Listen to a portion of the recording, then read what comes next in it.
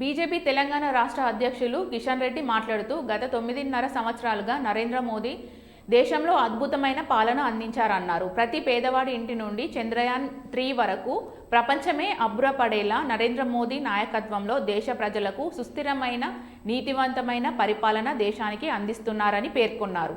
Article 370 రద్దు నుండి అయోధ్యలో రామమందిర నిర్మాణం వరకు శాంతియుతంగా ప్రజాస్వామ్య పద్ధతిలో దేశంలోని అన్ని సమస్యలను పరిష్కరించాలన్నారు.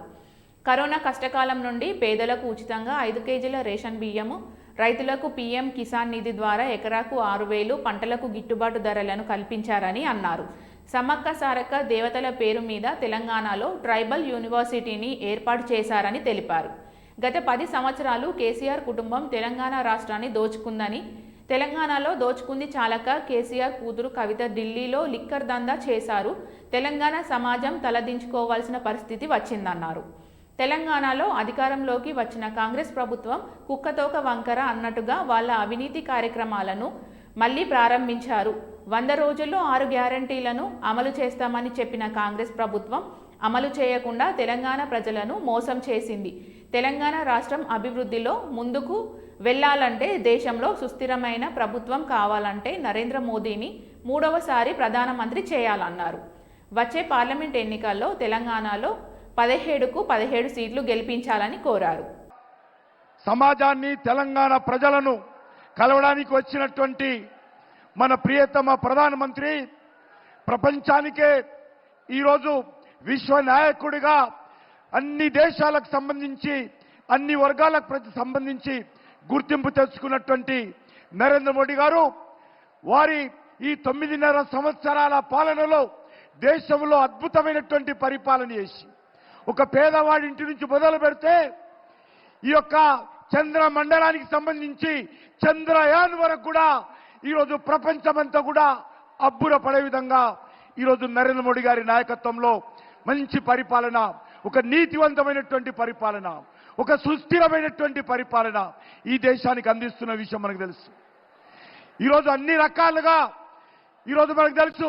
ఆర్టికల్ 370 నుంచి మొదలు పెడితే అయోధ్యలో రామ మందిర నిర్మాణం వరకు కూడా నరేంద్ర మోడీ గారి నాయకత్వంలో శాంతియుతమైనటువంటి పద్ధతిలో, ప్రజాస్వామ్య పద్ధతిలో అన్ని సమస్యలను ఒకటి తర్వాత ఒకటి పరిష్కారం చేసుకుంటూ దేశాన్ని అభివృద్ధి పథంలో, దేశ ప్రజలను దారిద్ర్య రేఖ నుంచి మరి పైకి తీసుకొచ్చేటువంటి కార్యక్రమం.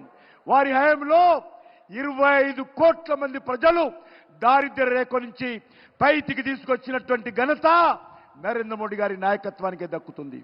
మన రాష్ట్రంలో కూడా మనకందరికీ తెలుసు, జాతీయ రహదారుల విషయంలో కావచ్చు, లేకపోతే మన యొక్క రామగుండంలో ఎరువుల పరిశ్రమ కావచ్చు, మన యొక్క నిజామాబాద్, వరంగల్, ఆదిలాబాద్ జిల్లాలకు సంబంధించి నేషనల్ టర్మరిక్ బోర్డు కావచ్చు, జాతీయ పసుపు బోర్డు కావచ్చు, లేక ఈ యొక్క గ్రామీణ ప్రాంతాలలో గ్రామ పంచాయతీలకు అన్ని రకాల నిధులు ఇచ్చే కార్యక్రమం కావచ్చు, లేక ఈరోజు మన యొక్క తెలంగాణ రాష్ట్రంలో అన్ని రకాల మౌలిక వసతు కల్పనలో లాస్ట్ 10 ఇయర్స్ నరేంద్ర మోడీ గారి నాయకత్వంలో గత 10 సంవత్సరాలుగా 10 లక్షల కోట్ల రూపాయలు తెలంగాణ రాష్ట్రానికి ఈ యొక్క నరేంద్ర మోడీ గారి ప్రభుత్వము ఖర్చు చేసిన విషయాన్ని మనం చేస్తా ఉన్నాను. ఈరోజు మనం చూస్తా ఉన్నాము. ఈరోజు నరేంద్ర మోడీ గారి నాయకత్వంలో ఒక తెలంగాణ అభివృద్ధి కోసం అన్ని రకాలుగా ఈరోజు అంకిత భావంతో మన ప్రభుత్వం పనిచేస్తూ ఉంది. కరోనా వచ్చినప్పుడు ఏ రకంగా ఆదుకున్నారో, కరోనా నుంచి ఈ రోజు వరకు కూడా ప్రతి పేదవాడికి 5 కేజీల బియ్యం కానీ నెలకు, అదేవిధంగా ప్రతి రైతుకు ఈరోజు 6,000 రూపాయలు మోడీ పైసలు బ్యాంక్ అకౌంట్లో వేస్తున్న విషయం కానీ, లేక ఈరోజు రైతులకు సంబంధించినటువంటి గిట్టుబాటు ధర కానీ అన్ని రకాలుగా ఈరోజు తీసుకుపెడుతున్నాం. మనకు తెలుసు, సమ్మక్క సారక్క పేరుతో జాతీయ విశ్వవిద్యాలయం నరేంద్ర మోడీ గారు ఏర్పాటు చేసిన విషయాన్ని మనం చేస్తున్నాను. Tribal university, national tribal university Sammakka Sarakka మన దేవతలు ఎవరెత్తున్నారో మన దేవతల పేరు మీద ఏర్పాటు చేసిన విషయాన్ని మనం చేస్తున్నాను. అందుకే మన తెలంగాణ సమాజం అంతా కూడా నరేంద్ర మోడీ గారిని ఈరోజు ఆశీర్వదించాల్సిన అవసరం ఉంది. తెలంగాణ అభివృద్ధి కోసం నరేంద్ర మోడీ గారి నాయకత్వంలో కేంద్ర ప్రభుత్వం అంకిత భావంతో ప్రయత్నం చేస్తూ ఉంది. అందుకే మీ అందరినీ కోరుతా ఉన్నాను. ఈరోజు మనం చూశాము, ఈ రాష్ట్రంలో 10 సంవత్సరాలుగా అధికారంలో ఉన్నటువంటి బీఆర్ఎస్ పార్టీ, కేసీఆర్ కుటుంబము ఏ రకంగా దోపిడీ చేసిందో మనకు తెలుసు. వేల కోట్ల రూపాయలు దోపిడీ చేయడం జరిగింది. అది కాళేశ్వరం సాగునీటి ప్రాజెక్టు కానీ, లేక లిక్కర్ బిజినెస్లో కానీ, ఇసుక వ్యాపారంలో కానీ, గ్రానైట్ వ్యాపారంలో కానీ, గొర్రెల పంపిణీలో కానీ, మన్నిరేగాల్లో కానీ, దళిత బంధులో కానీ, భూ వ్యాపారంలో కానీ, ఈరోజు కాంట్రాక్టుల దగ్గర పూర్తిగా ఈ ప్రభుత్వము గతంలో ఏ రకంగా తెలంగాణ సమాజాన్ని దోపిడీ చేసిందో, ఈరోజు తెలంగాణ దోపిడీ చేసింది సరిపోలేదని చెప్పి ఢిల్లీకి వెళ్ళి, ఢిల్లీలో కూడా కేసీఆర్ కుటుంబము, కేసీఆర్ కూతురు కవిత ఏ రకంగా అక్రమంగా ఆపు ప్రభుత్వంతో కలిసి లిక్కర్ వ్యాపారంలో ప్రజాధనాన్ని దోపిడీ చేసిందో, ఏ రకంగా లిక్కర్ కుంభకోణానికి పాల్పడిందో మనం చూశాము. ఇది చాలా తెలంగాణ సమాజం అంతా కూడా ఈరోజు తల దించుకోవాల్సినటువంటి పరిస్థితి ఏర్పడింది.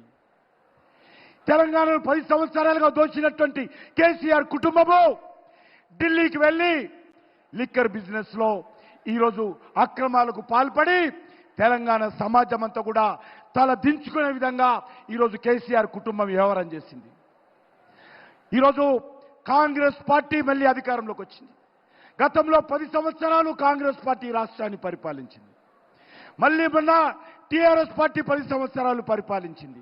మళ్ళీ ఈరోజు కాంగ్రెస్ పార్టీ అధికారంలోకి వచ్చింది.